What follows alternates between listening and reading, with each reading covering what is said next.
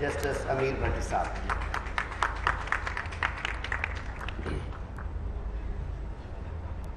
Bismillahirrahmanirrahim.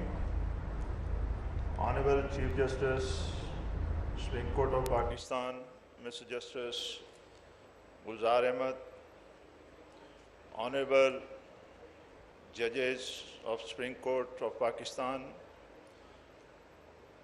former Chief Justice Mia Saqib Nisar, Honorable Chief Justice Islamabad High Court, Mr. Atar Minullah, my brothers, Judges, Lahore High Court,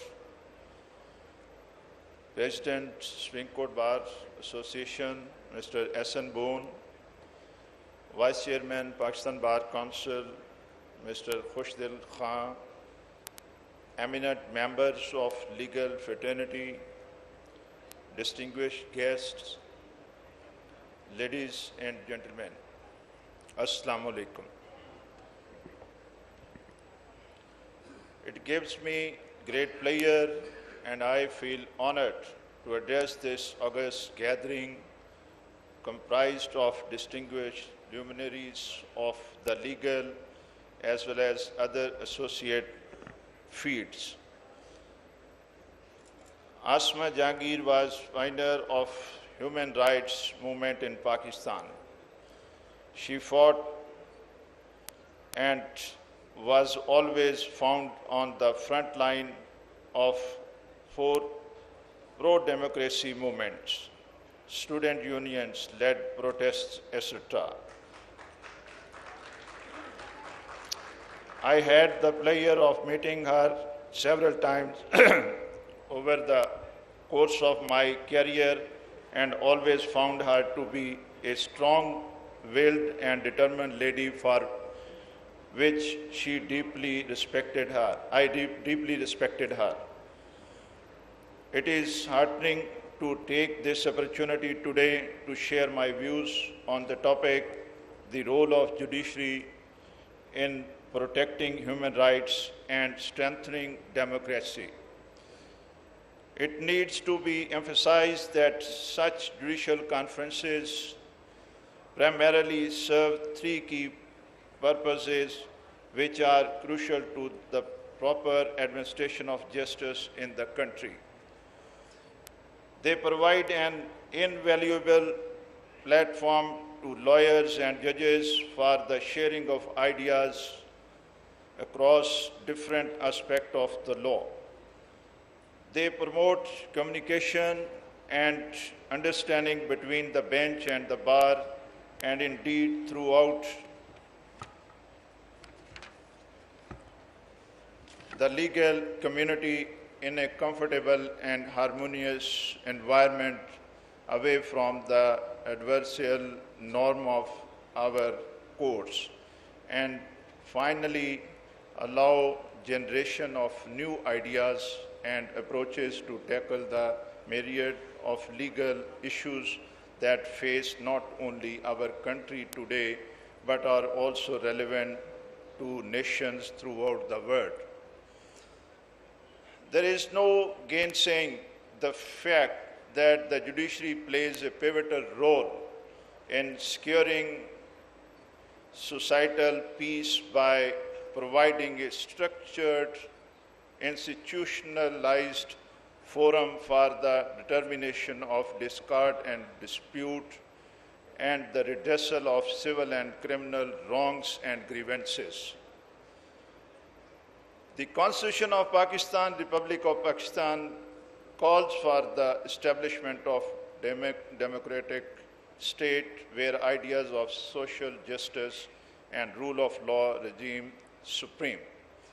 The judiciary in this regard has the heavy responsibility of being the pillar of which the values of a country are founded upon and are upheld.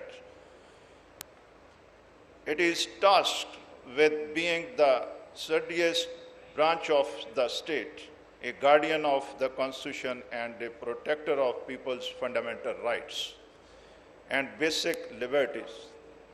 In order to be able to discharge this duty, it is vital that the judicial system be independent from any external influence or control in order to ensure that the principles laid down within our constitutional framework are treated as something more than mere ambitions.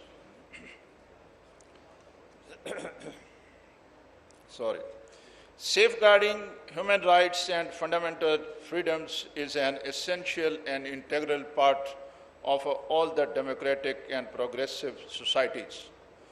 Constitutional courts in Pakistan and the government of Pakistan attaches high priority to promotion and protection of human rights of all the citizens as granted by the Constitution, and in accordance with our religious authorities as well as national and international obligations.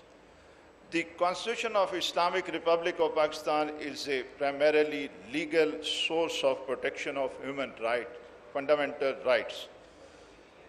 The principles of policy lays on non-justiciable rights in the Constitution, which ensures full participation of women in national life, protection of minorities, promotion of social justice and eradication of the social evils, promotion of local self-government, promotion of social and economic well-being of the people, and the promotion of international peace.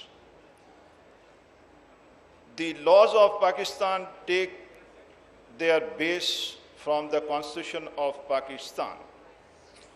Article 5 of the Constitution places an obligation of loyalty and obedience to the Constitution and law on all the citizens of Pakistan. Article 8 states that any law or any custom or usage having the force of law insofar as it is inconsistent with the rights conferred by the Constitution shall, to the extent of such inconsistency, be void.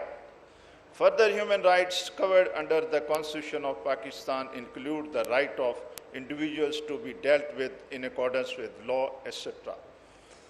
Right to life and liberty is contained in Article 9. Law inconsistent with or in derogation of fundamental rights are to be void. Dignity of man, freedom of speech, and right to profess religion are few of the sacred rights.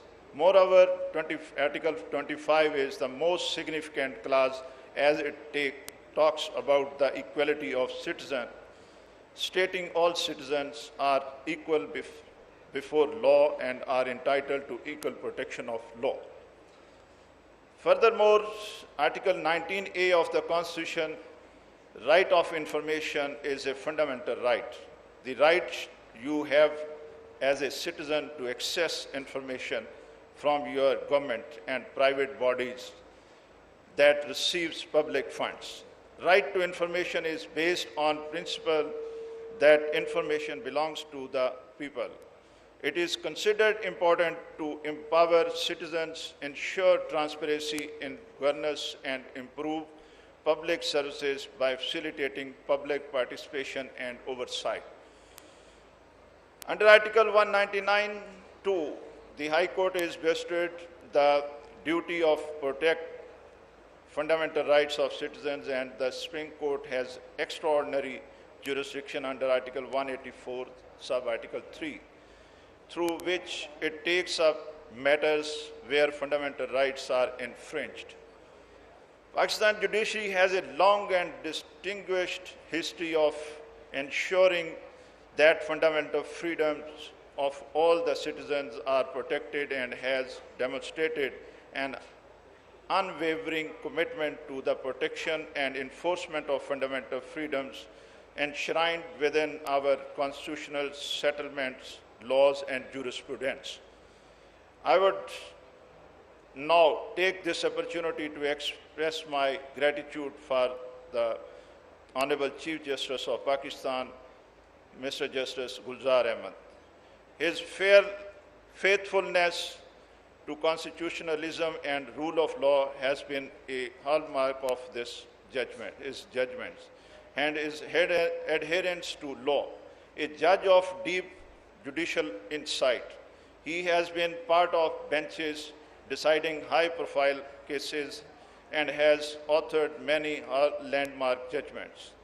A few months ago, the Honorable Supreme Court ordered for the recovery of rupees 33 million from the accused involved in the burning of Hindu temple in KPK and allowed the Hindu community to rebuild their temple as they wanted.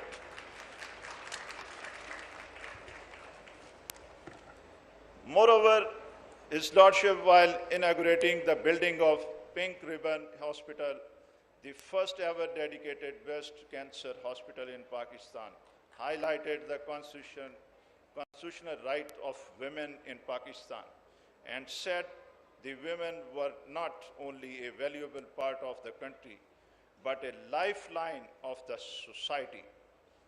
Likewise, August Supreme Court took up the matter of load shedding in Karachi and observed that it was incumbent upon the federal government to ensure that the citizens were not deprived of the facility of electricity, as it was a matter of right to life, right of dignity of man, privacy of home, right to trade and business, profession and occupation, and right to equality under the Constitution. Moreover, in another human rights case, it was opined that economic prosperity was a sine qua non for the implementation of all fundamental rights, the paramount right being that of life. The word justice and the term dispensation of justice might lead you to believe that it is the sole responsibility of the judiciary to dispense justice, which is wrong.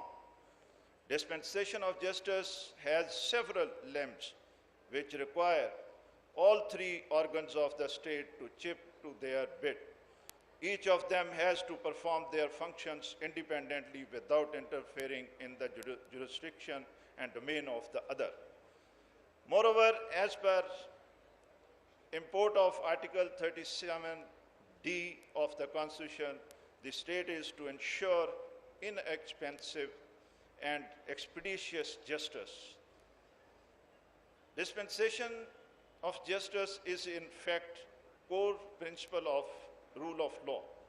The judiciary has important role in maintaining the rule of law, which is not an abstract consideration, rather it is living faith which derives its inspiration from constitutional character. The importance of administration justice is pivotal to the smooth functioning of the country. Justice ensures uniformity, impartiality, and collective wisdom, while its absence can lead to anarchy, inhuman behavior, and actions contrary to moral values. Therefore, the concept of fair trial and due process has always been the golden principle of administration of justice. Moreover, the superior courts have contributed significantly to the growth of democracy in Pakistan. This is evident from the several decisions of the courts reviewing legislative and executive actions that were contrary to the provisions of the Constitution. The courts have made radical pronouncement on some constitutional issues such as conduct of election, revenue allocation, division of powers, structuring of discretion, fundamental rights of political parties and local governments, which have gone a long way in strengthening the democracy in Pakistan. In Asad Ali case, PLD 2020-21, Supreme Court 770, the August Supreme Court declared Section 3 of the Punjab Local Government Act 2019 to be ultra vires, the Constitution and consequently held that local governments were existing in Punjab prior to promulgation of the said section stood restored and shall complete their term in accordance with law. It is apparent from the few references mentioned above that the courts have been alive to its constitutional responsibilities as far as the protection of democracy is concerned, even at the grassroots level. It would not be out of place to mention here that the courts have performed more than any other organ or person in protecting citizens' rights and ensuring that there is no battle of might, but each player plays in accordance to the rule of the game. Ladies and gentlemen, the judiciary is working day and night for the purpose of improving overall justice system. And consequently, I must say that a silent revolution is taking place in our justice sector. Having said this, I must also contend that the judicial system is far from perfect because of many systemic issues that hinder the dispensation of timely justice in Pakistan, ultimately leading to situations where some groups in our society find themselves at a greater disadvantage, like the minorities, women, and poor. However, we must not let this prevail. To this end, we need to find ways to enhance cooperation between the judiciary, the legal fraternity, and the other related institutions. I firmly believe that these steps will go a long way towards improving the justice delivery system. Hazrat Ali Raziallah Ta'ala Anhu once remarked, I firmly believe in the rule of law as the foundation for all of our basic rights. It is indeed right to say rule of law is the cornerstone of all democratic societies, and to strengthen democracy is to create prosperity for our future generations. Thank you all.